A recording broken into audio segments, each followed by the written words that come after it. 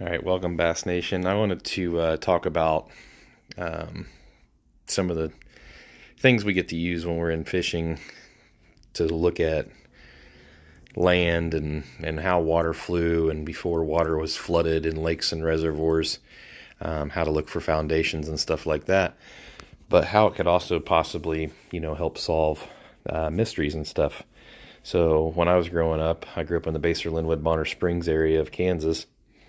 And there's always been this, very intriguing missing persons case in the Randy Leach disappearance that happened in the late 80s. There's been all kinds of speculations of what could have happened. All we know is Randy was never seen again after he left a high school graduation party. But what I wanted to do is go through some of the stuff that I do before I go to a tournament and kind of research how the creek channels flew, how the water flowed, and maybe possibly bring some light into this case. So, not saying that that's where he's located or something. It's just something that we should consider when we're looking at, really old mysteries. Cars could get silted in. Usually, cars aren't going to move once they've, reached the bottom and got settled. They're not going to move in flood years and stuff. But one thing that doesn't get factored in is how the rivers and creeks and stuff have changed their course throughout the years. This is a 32-year-old mystery. If you guys want to get caught up on it, Adventures with Purpose was just here. It's a volunteer organization, a YouTube channel that has solved many mysteries in the 2020 year alone, with some old cases. So one thing that they didn't mention was how the creek channel or river channel has changed course. So just something to consider. Look through all these clippings of historicaerials.com and Google Earth and tell me what you guys think. Do you guys think that that's something that could be considered, with cadaver dogs and high-tech technology that can maybe possibly see through the ground where these trees have eventually grown that I'm about to show you? I'll put the links in the description to a couple other videos with Adventures with Purpose, and any other things that I find I will post in the description as well. Stay tuned and I'll show you how it worked. One thing that you'll notice here is how Stranger Creek fed the Kansas River back in 1940s. And then I'll click on the 1950s. Not a whole lot changes in 9 years. I believe this is 1958. Yeah, 1958. Not a whole lot changes. The creek's still hugging that bank real tight. Go up through the 60s. Still hugs that bank real nice and tight. Not a whole lot of trees on that bank. 1970, you start to see a few trees pop up on that bank, and the water's still hugging that bank real nice and tight. In 81, there's more trees hugging that bank, and the water still hugs it nice and tight. Same thing with 82. Same thing with 91.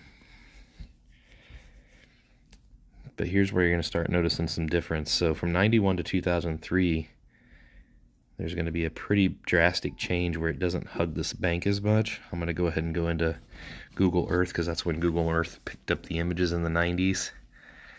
So try to get it lined up closely about the same here. Go back to 1991 and show you guys the difference of how it changed since the 1991 or 1990s. So back in 1991, it still hugged that bank, but you can see a lot of trees have grown on that bank. But start paying attention to how the water route changes. So the water was starting to change there probably after the 93 flood. And then it starts to go more towards the middle.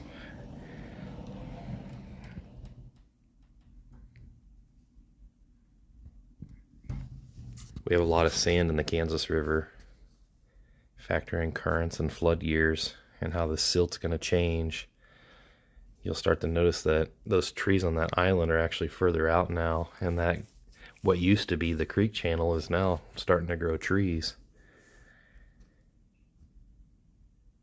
And you'll see trees starting to grow out on that island, and you'll kind of see that mouth of that creek actually start to shrink. It's not near as wide as it used to be, and it just keeps getting smaller and smaller. The island out in the middle starts growing trees.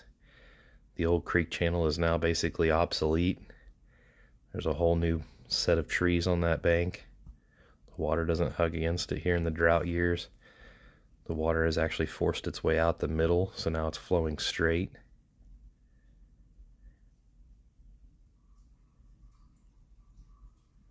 Click through the years here. Now there's no water hugging that bank and it's still flowing straight. Got a little bit of rain that year, but you can see all the new trees and stuff on that bank now. Now the water's never going to flow against that bank that hard. Now we got a nice island in the middle that's completely full of trees. This is something I use in fishing to try to find old flooded foundations and stuff when they make lakes. But when you're looking at current situations, one thing that nobody's ever really talked about in this case is how the rivers and creeks have actually changed the way they used to flow. And what used to have water is now covered in trees. So, not saying the car or Randy could have floated that far down if he did get in a drunk driving accident that night leaving that party, going over the Stranger Creek Bridge, which is one of the rumors.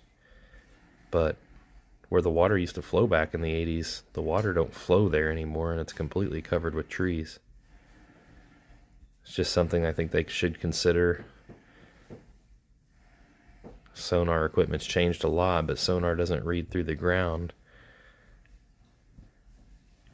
I've had a really cool group called Adventures with Purpose come out and check out this case and do some sonar scanning, and they're coming back in January and in March to help research the case.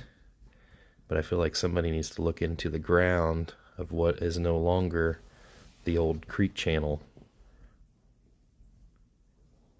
or the old ditch as we would call it, where the water flows through. The ditches and stuff have changed.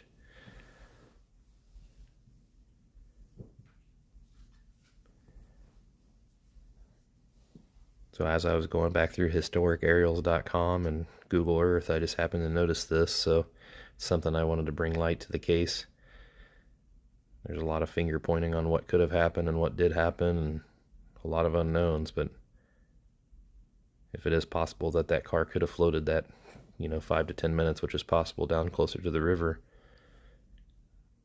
if that old creek channel's nowhere where it used to be, then we're scanning stuff that doesn't even matter. I don't know what kind of technology can scan through the ground. I heard them talking about different stuff that can scan through the bottom and stuff, but I think something should be looked at where the old creek channel used to flow. Rivers do change directions all the time. That's how we end up with new oxbow lakes. Over hundreds of years, rivers have completely changed its course. Heck, they found the steamboat Arabia in Missouri on farmland where the river used to flow. So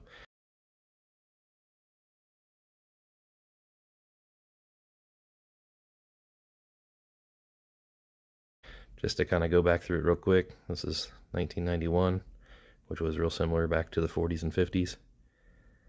And throughout all the years, it's changed. Hopefully this brings some new light to the case and maybe an area that should be checked.